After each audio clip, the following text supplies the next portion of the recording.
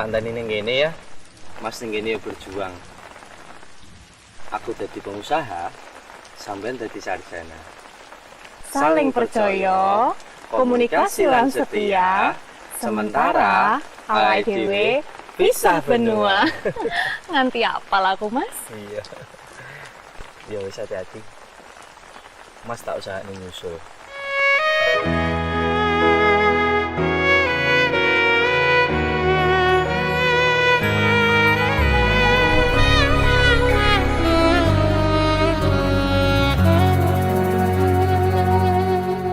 Tak tempuh 11.000 kilometer nusolawakmu sing nate janji mulih ning aku sawise ngrampungke urusanmu.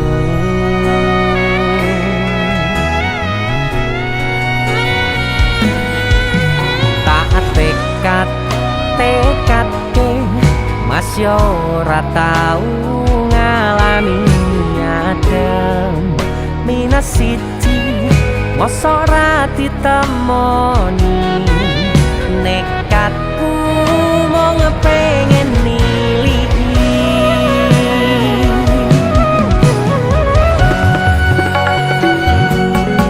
kepisah benua negara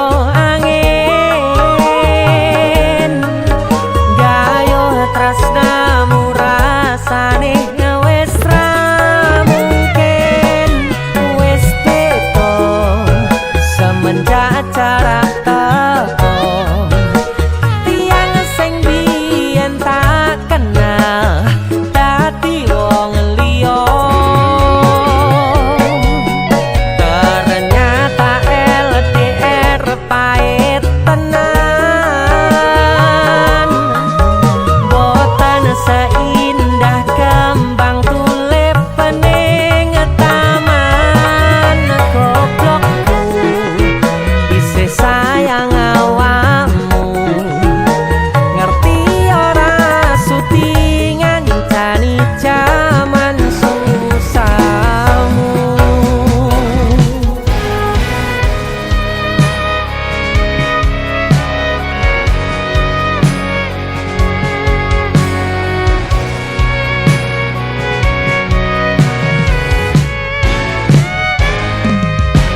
Isih kebayang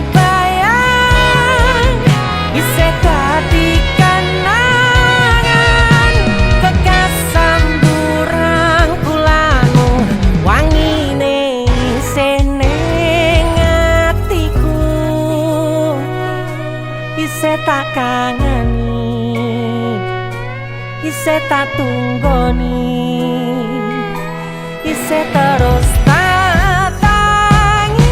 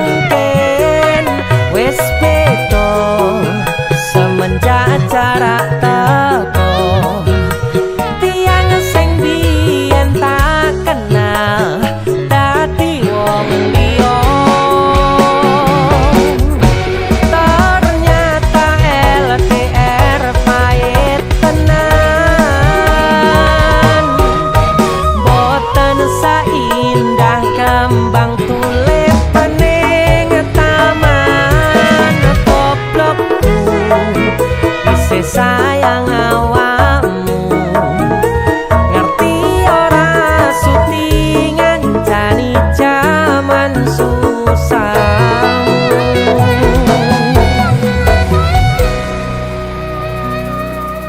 Goblokku isih sayang awakmu.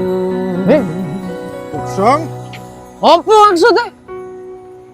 Sorry, I like him more than you. Why are you crying?